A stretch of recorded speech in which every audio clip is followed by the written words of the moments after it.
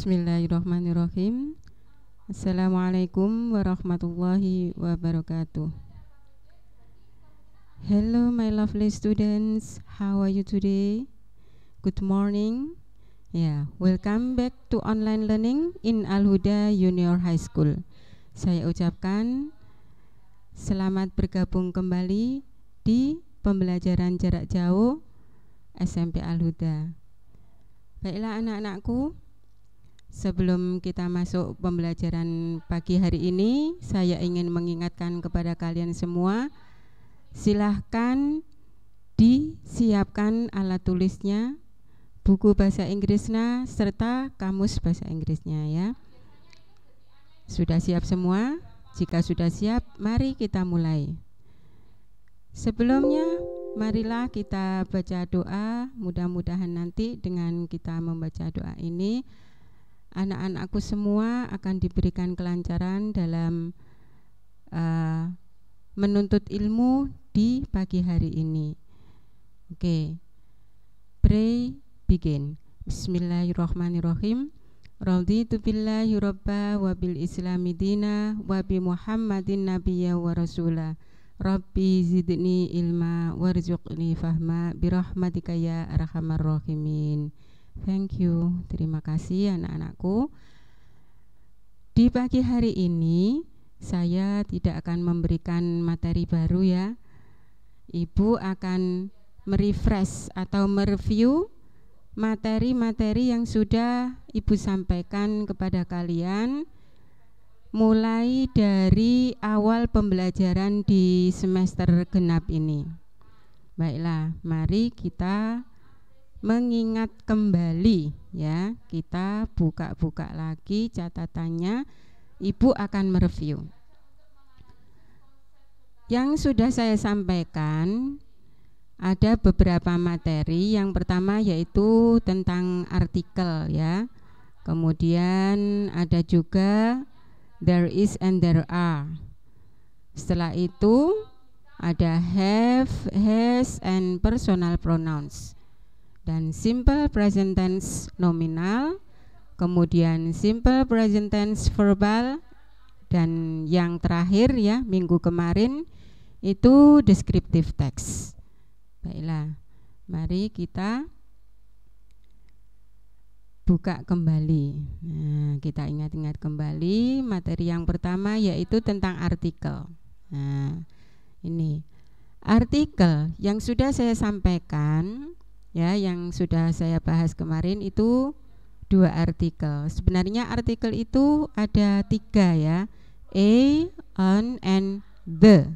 Nah, tapi kemarin saya sampaikan itu hanya a and on.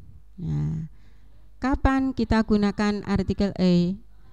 Kata benda yang berawalan huruf konsonan ya. Ini ya baru kita menggunakan artikel untuk mengikuti atau mengiringi ya ketika kita mau menyebutkan kata benda yang berawalan huruf konsonan. Di situ ada contohnya, for example, a pen, a bag, a pineapple, etc. Nah, mana konsonannya ini? Huruf P. Nah, ini kemudian huruf B. Ya, ini yang disebut konsonan. Kemudian artikel an ya, ini untuk mengikuti kata benda yang berawalan huruf vokal. Masih ingat ya tentang huruf vokal apa saja? Ya, a, i, u, e, dan o. Nah, ini ada contohnya. Sebuah apel. Nah, maka an apple. Sebuah payung, an umbrella.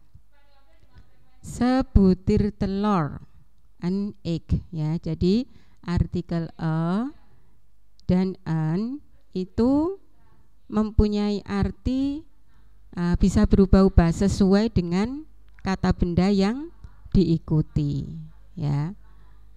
Jika mau menyebutkan orang, nah maka artinya juga berubah jadi apa? Seorang, bukan sebutir, bukan sebuah. Nah, Misalnya seorang laki-laki, nah, jadi a man. Seorang anak laki-laki, a boy. Lah, artikel a di situ mempunyai arti seorang. Ya, jadi artikel a and an artinya nanti bisa berubah-ubah sesuai dengan kata benda yang diikuti. Paham ya? Oke, kemudian materi berikutnya yaitu there is and there are. Nah, there is and there are ini artinya sama. Yaitu apa? Ada. Nah, ini untuk menyebutkan keberadaan benda. Nah, kapan kita menggunakan there is? Jika kita mau menyebutkan keberadaan benda, jika benda yang mau disebutkan itu bentuknya tunggal atau singular noun ya. Kalau dalam bahasa Inggris disebut singular noun. Nah, there contohnya there is a book on the table. Nah, ini there is a book on the table. Nah, ini artikelnya a. Untuk menyebutkan keberadaan sebuah buku ya. Bukunya tunggal, hanya satu, maka kita menggunakan kata there is. There is a book on the table. Ada sebuah buku di atas meja. Kemudian there are ya. Kapan kita menggunakan kata there are? Nah, kata there are ini kita gunakan jika kita mau menyebutkan keberadaan benda yang mana bendanya itu bentuknya jamak, jumlahnya lebih dari satu. Kalau dalam bahasa Inggris disebut plural noun ya. Contohnya there are 3 books on the table. Ada 3 buku di atas meja. Nah, ini karena benda yang disebutkan ini lebih dari satu ya, 3, maka keberadaan benda dengan menggunakan apa kata there are. Ini loh, yang membedakan apa sih? Yang membedakan to be-nya ya. To be is itu untuk kata benda tunggal, sedangkan to be are untuk kata benda jamak ya. Yang membedakan di belakangnya ini ada is dan are. There is and there are tadi artinya sama, yaitu apa tadi? Ada ya. Fungsinya saja yang membedakan. Oke, ini tentang there is and there are. Kemudian materi berikutnya yang sudah kita bahas beberapa minggu yang lalu yaitu have, has, and personal pronoun. Nah, have and has ini artinya juga sama. Apa? Mempunyai. Nah, have and has artinya sama yaitu mempunyai. Kegunaannya yang berbeda. Jika kalian menyebutkan subjek atau pronouns ya. Pronouns ini kata ganti nama orang. Nah, kata ganti nama orang yang kedudukannya sebagai subjek. Contohnya di sini I, you, they, we. Kemudian ada nama orang ya. Nama orang yang jumlahnya lebih dari satu. Nah, ini Ani and Intan. Nah, ini kan orangnya lebih dari satu. Nah, jika kalian menggunakan subjek seperti ini, maka yang kita gunakan adalah have ya. I have, you have, they have, we have, Ani and Intan have. Nah, have tadi apa artinya? Ya, mempunyai. Saya mempunyai sebuah buku. I have a book. Kamu mempunyai sebuah sepeda baru, berarti you have a new bike. Nah, ya. Kemudian jika pronoun sebagai subjek kalian menggunakan he, she, it ya, orang ketiga tunggal. Kemudian ada nama orang yang jumlahnya hanya satu. Ini saya contohkan di sini namanya Ani. Nah, maka yang kita gunakan has.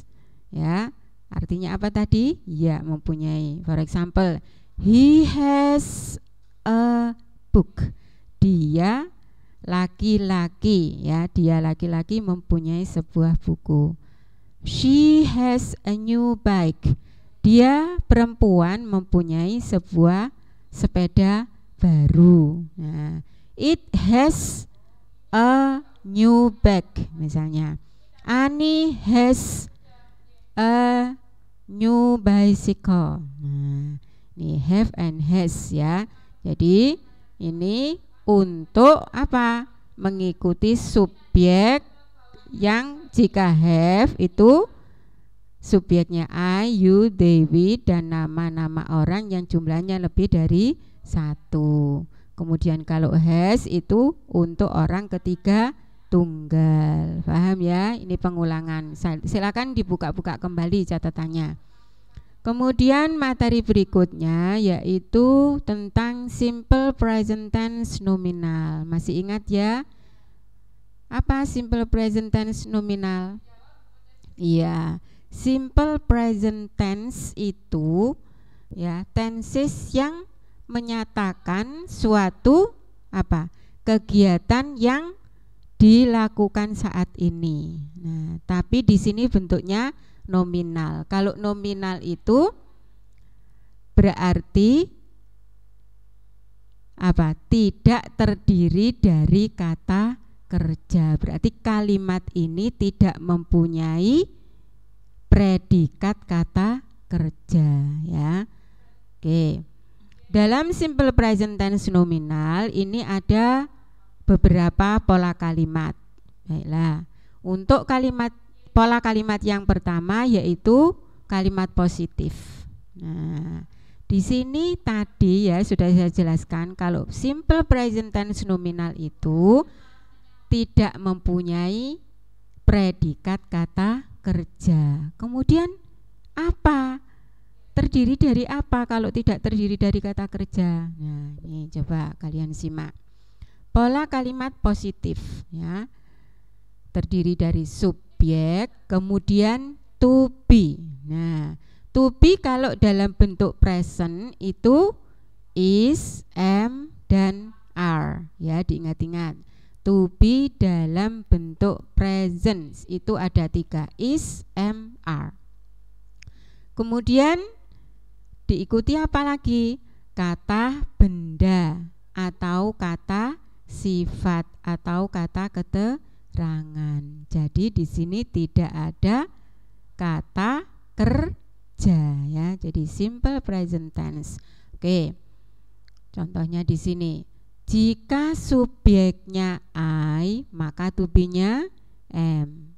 Kemudian tadi kan tidak ada kata kerja, tapi terdiri dari bisa kata benda atau noun, kemudian kata sifat, kalau dalam bahasa Inggris disebut adjective, atau kata keterangan, kalau dalam bahasa Inggris disebut adverb. Ya. Nah, ini contohnya I, to be-nya am. Nah, di sini saya contohkan yang pertama terdiri dari kata benda atau noun. Contohnya a student. I am a student. Saya seorang murid. Coba kalian cermati. Adakah di sini kata kerja? Tidak ada. A student ini bukan kata kerja, tapi apa? Kata benda ya. Kemudian contoh berikutnya. You are clever. They are clever. We are clever. Ani and Intan are clever. Nah, ya, jadi jika subjeknya you, they, we, dan nama orang yang lebih dari satu, ya, maka to be-nya are. Kemudian di sini saya contohkan kata clever. Clever ini adalah adjektif, ya, kata sifat. Apa artinya? Ya, pandai. You are clever. Nah, di sini tidak ada kata kerja, tapi apa? Kata sifat atau adjektif ya. Clever itu mempunyai arti pandai. You are clever, kamu pandai. They are clever, mereka pandai, dan seterusnya. Kemudian jika subjeknya he, she, it, dan subjeknya yang jumlahnya hanya satu atau namanya satu di sini ya, Intan saya sebutkan di sini, saya contohkan nama Intan. Maka to be yang digunakan yaitu is. Ya, beda lo ya dengan to be yang di atas tadi. To be-nya di sini is. Nah, kemudian di sini saya menggunakan adverb. Apa tadi adverb? Ya, kata keterangan. Di sini saya menggunakan adverb of place. Jadi adverb itu ada dua. Masih ingat ya? Beberapa minggu yang lalu sudah saya jelaskan. Adverb itu ada dua. Ada adverb of place, ada adverb of time. Di sini saya menggunakan adverb of place, ya, keterangan tempat. He is in the classroom. She is in the classroom. It is in the classroom. Intan is in the classroom. Apa sih in the classroom? Ya, di dalam kelas. Dia laki-laki di dalam kelas. Paham ya? Jadi simple present tense nominal itu tenses yang apa? Tidak mempunyai predikat kata kerja, akan tetapi terdiri dari bisa kata benda atau kata sifat atau kata keterangan. Ini tadi pola kalimat positif. Sedangkan sekarang kita masuk ke pola kalimat negatif. Mudah ya untuk mengubah dari kalimat positif menjadi kalimat negatif. Itu kuncinya. Nah, ini cirinya. Dari kalimat negatif itu cirinya ada kata not. Notnya diletakkan di mana? Setelah to be. Nih, subjek plus to be. To be-nya tadi is, am atau are. Kemudian kita pasangkan kata not. Setelah itu baru pelengkapnya. Pelengkapnya tadi bisa berupa kata benda atau kata sifat atau kata keterangan. Paham ya anak-anakku? Nah, ini jika subjeknya I tadi, ingat ya, to be-nya am. Kita tambahkan saja kata not di sini karena kalimatnya negatif. Kemudian kita sebutkan pelengkapnya. Pelengkapnya tadi apa? Kalau tadi kalimat positifnya I am a student, kemudian disuruh merubah jadi negatif, maka jadi I am not a student. Tinggal menambahkan kata not, menyisipkan kata not setelah to be. Kemudian jika subjeknya you, they, we, kemudian nama orang yang lebih dari satu, maka to be-nya tadi are. Kita tambahkan saja kata not. Kalau bisa disingkat ya, are not jadi aren't. Nah, di sini baru kita pasangkan pelengkapnya. Pelengkapnya di sini apa? Adjektif lazy. Apa lazy? Ya, lazy itu malas. You are not lazy. Kamu tidak malas. Nah, ini mempunyai arti tidak ya atau bukan. They are not lazy. Mereka tidak malas. They are not a lazy students. Nah, mereka bukan siswa yang malas. Nah, oke. Untuk berikutnya ya, subjek he, she, it, dan nama yang jumlahnya hanya satu, tadi to be-nya is. Karena kalimatnya negatif, maka kita tambahkan kata not setelah to be. Kemudian pelengkapnya di sini adverb ya, adverb of place, in the classroom. He is not in the classroom. Lah, is not ini juga bisa kita singkat. Is not jadi isn't ya. Jadi kalian jika ketemu kata yang berbentuknya seperti ini, aren't atau isn't, itu adalah kalau aren't kependekan dari are not, isn't kependekan dari is not. Paham ya? Oke, kita lanjutkan untuk pola kalimat interrogatif. Interrogatif itu apa? Kalimat tanya. Ya, kalimat tanya. Pola kalimatnya kita letakkan apa? To be-nya di depan ya. Jadi dari kalimat positif tadi, kalau kalimat positif tadi kan setelah subjek to be-nya. Nah, untuk kalimat interrogatif kita balik. To be-nya kita tarik, kita letakkan di depan ya, ganti posisi. To be, kemudian baru subjek, kemudian baru kita ikuti pelengkapnya. Pelengkapnya tadi bisa berupa noun, adjective atau adverb. Oke. Jika to be-nya are, tadi subjeknya ini ya, I, you, they, we, Ani, and Intan, ini orang yang lebih dari satu. Kemudian jika to be-nya is, tadi subjeknya he, she, it, dan nama-nama orang atau subjek yang jumlahnya satu. Paham ya? Oke. Kita lanjutkan untuk simple present tense verbal. Nah, ini baru tenses. Nah, ini lawannya dari nominal ya, simple present tense verbal. Jadi tenses yang apa? Kalimatnya terdiri dari kata kerja, verb ya, verbal. Ini berasal dari kata verb. Verb itu artinya kata kerja. Ini juga sama, mempunyai beberapa pola kalimat. Ya, ada kalimat positif, negatif, dan interrogatif. Oke, kita ulas dulu pola kalimat yang kalimat positif. Pola kalimatnya seperti ini. Ada subjek, setelah subjek baru kita pasangkan verb. Ya, kata kerjanya. Nah, di sini kata kerjanya atau verbnya itu nanti bisa mengalami perubahan ya. Ada kadang ditambah s, kadang ditambah es. Setelah itu baru objek. Kemudian baru pelengkapnya. Misalnya kalau ada keterangan kita pasangkan. Contohnya, jika subjeknya I, you, we, they, dan subjek yang lebih dari satu. Contohnya di sini nama Intan and Ani ya, Ani and Intan, berarti kan dua orang.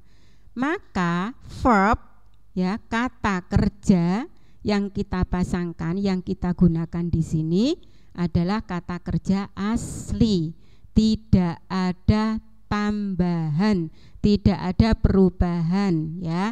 Jadi asli, nggak ada tambahan s ataupun es. Contohnya di sini kata kerja read, ya tetap di sini kita pasangkan read. I read, you read, we read, they read, Ani and Intan read ya. Tidak ada tambahan.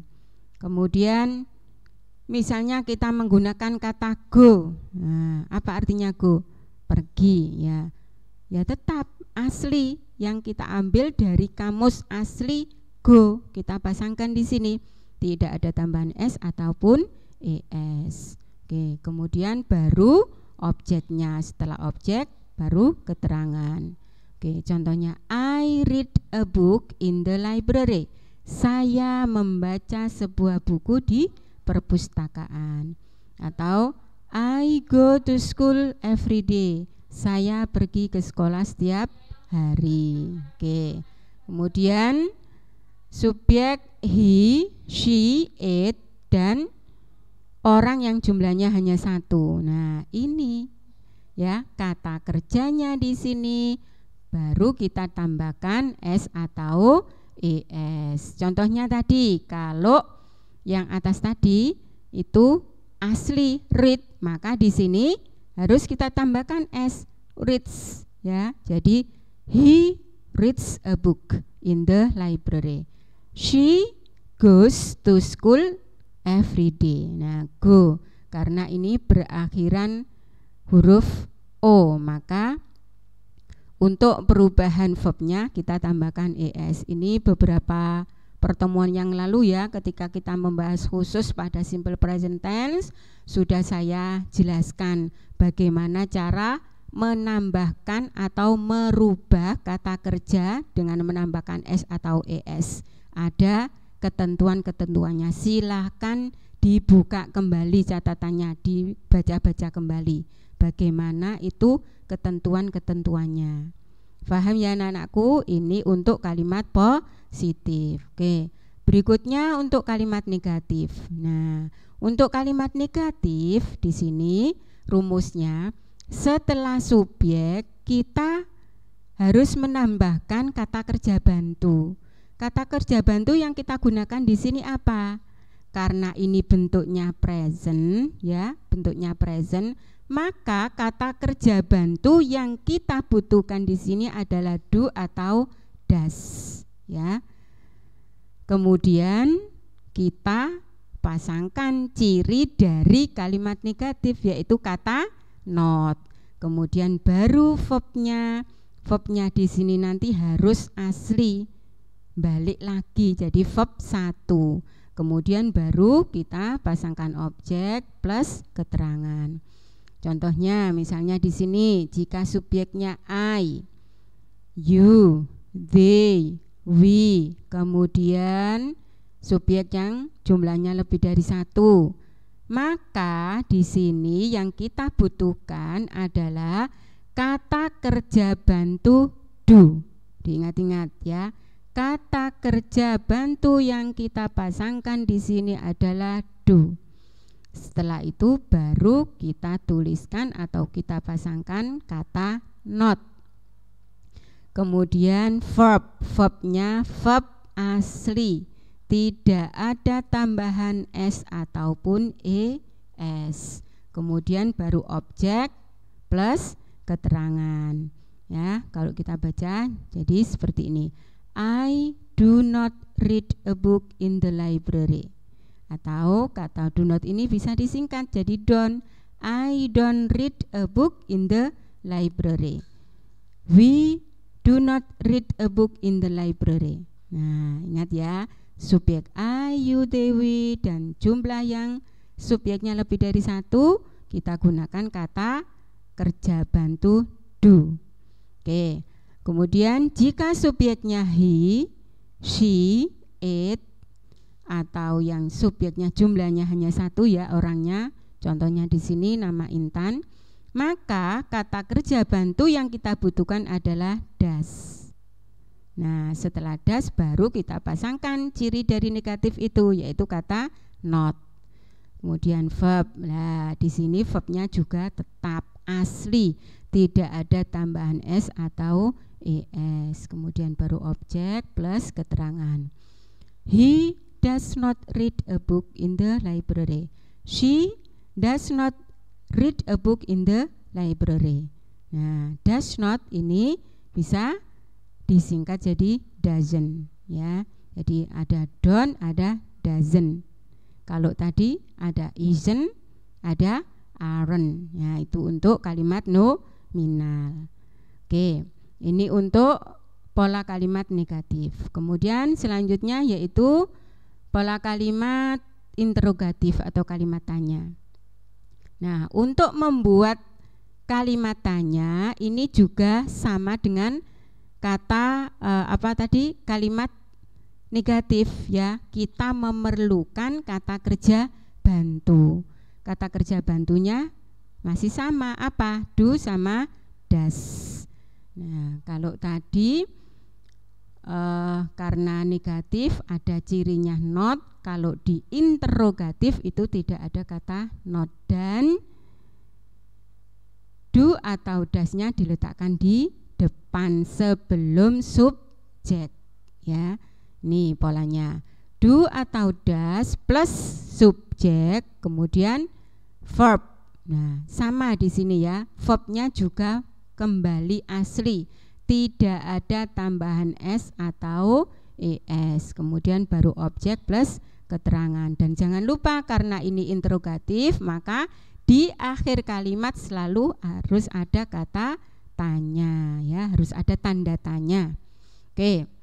Contohnya, jika subjeknya I, you, they, we tadi, maka kata kerja bantu yang digunakan adalah do. Do I read a book in the library? Do you read a book in the library? dan seterusnya. Kemudian jika subjeknya he, she, it dan orang yang jumlahnya hanya satu, ya subjeknya hanya satu, maka tadi yang kita gunakan adalah does, ya. Does he read a book in the library? Does she read a book in the library? Ya, apakah dia laki-laki membaca sebuah buku di perpustakaan? Nah, oke. Ini adalah kalimat interrogatif, ya. Jadi diingat ya, untuk kata kerja dalam simple present tense yang bentuknya verbal ini ya, simple present tense verbal itu kata kerja yang harus ditambah s atau es itu hanya ada pada kalimat positif. Diingat-ingat, hanya ada pada kalimat positif. Untuk kalimat negatif dan interrogatif, verbnya atau kata kerjanya kembali ke bentuk semula. Paham ya? Oke, saya harap anak-anak semua paham. Kemudian kita lanjutkan, ini pertemuan yang terakhir kemarin ya. Ada descriptive text. Masih ingat ya? Apa itu descriptive text? Descriptive text itu teks yang menyajikan informasi tentang sesuatu secara khusus. Dalam hal ini sesuatu itu ya bisa berupa tempat, orang atau benda, dan ingat tertentu. Kalau tempat ya tempatnya tertentu, orang ya orangnya tertentu, benda bendanya juga benda tertentu. Misalnya, kalau kita mau mendeskripsikan sebuah tempat, misalnya kalau di Kediri ada tempat pariwisata, apa misalnya Pagora. Nah, ya, yang kita deskripsikan, yang kita sajikan informasi secara khususnya ya, yang kita gambarkan itu ya hanya Pagora itu, tidak kita tambahkan informasi dari tempat-tempat yang lainnya. Ya, itu yang dimaksud tertentu. Paham ya? Ini pengulangan. Coba kalian buka-buka kembali catatannya. Kemudian descriptive text itu mempunyai generic structure. Kalau dalam bahasa Indonesia disebut susunan struktur. Nah, cara membuat deskriptif teks, cara menyusun sebuah teks deskriptif itu ada susunan strukturnya, ya. Apa? Yang mana di sini ada dua, yaitu identification sama description. Yang pertama, identification. Apa identification? Identification itu introduce a person, thing, or place specifically. Jadi pada bagian ini seorang penulis biasanya memperkenalkan secara umum tentang topik yang akan digambarkan pada teks tersebut. Nah, bagian ini biasanya berisi 1, kadang bisa juga sampai 4 kalimat pembuka, ya, yang isinya mencoba menghantarkan imajinasi si pembaca tentang apa yang akan dijelaskan, yang akan dideskripsikan, yang akan digambarkan, ya. Itu masuk biasanya si penulis menulisnya diletakkan pada paragraf pertama. Nah, jadi kalau kalian mau menuliskan sebuah deskriptif teks, di paragraf pertama itu isinya apa? Pengenalan secara umum. Itu yang disebut identification. Kemudian setelah identification ada description. Apa description? Description itu describing physical appearance, parts, quality, behavior, color, etc. Ya, jadi menggambarkan mulai dari ciri-ciri fisik, bagian-bagian, kemudian bisa menyebutkan tingkah laku. Nah, jadi sudah masuk ke ciri-ciri secara mendetil ya. Description ini biasanya sama penulis dimasukkan pada paragraf kedua ya. Nah, pada bagian kedua ini di mana penulis menggambarkan secara detail tentang topik yang sudah diperkenalkan pada paragraf sebelumnya, yaitu pada paragraf yang pertama. Umumnya menggambarkan bagian yang berhubungan dengan ciri-ciri kebiasaan, bisa bentuknya, bagian-bagian, dan lain sebagainya. Ini adalah generic structure dari descriptive text. Kemudian ciri-ciri dari descriptive text ya, language feature. Jadi ciri kebahasaan yang digunakan dalam penulisan descriptive text itu biasanya menggunakan attributes verbs. Apa attribute verbs? Attribute verbs itu bisa berupa to be ya. To be kalau di sini ya, kalau descriptive text itu selalu menggunakan simple present tense ya. Maka to be-nya di sini yang digunakan adalah to be, am, is, dan are. Kemudian ciri kebahasaan dari descriptive text yang kedua yaitu menggunakan simple present tense. Kenapa kok menggunakan simple present tense? Karena descriptive text itu selalu menjelaskan sebuah fakta ya. Jadi yang dituliskan itu sesuai dengan fakta. Maka yang digunakan adalah tenses simple present. Kemudian ciri berikutnya yaitu hanya fokus pada satu objek tertentu, hanya satu objek tersebut saja ya. Contohnya yang sudah saya sebutkan di depan tadi, kalau mau membahas tentang Pagora ya berarti kita jelaskan, kita gambarkan tentang Pagora itu, di dalamnya ada apa, kemudian luasnya berapa.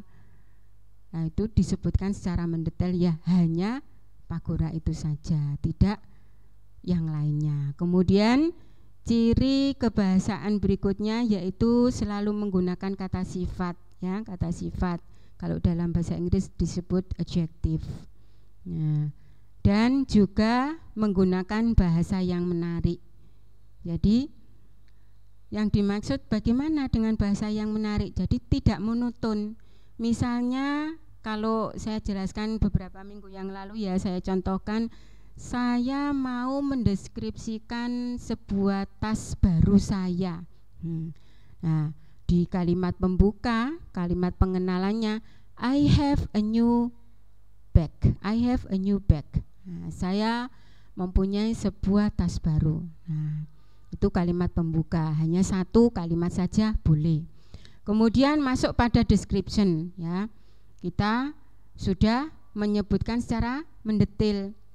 Kita sebutkan bentuknya, ciri-cirinya, kemudian warnanya. Nah, di sini kita harus menggunakan bahasa yang menarik ya, yang menarik, semenarik mungkin sampai si pembaca itu tidak bosan untuk membacanya dan bisa terbawa dalam bisa membayangkan ya, bisa terbawa, bisa membayangkan masuk dalam sebuah benda yang dideskripsikan itu. Misalnya I have a new bag.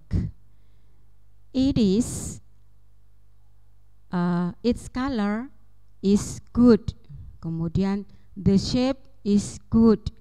Kemudian nah di sini kata sifatnya ya yang kita gunakan tadi menarik enggak?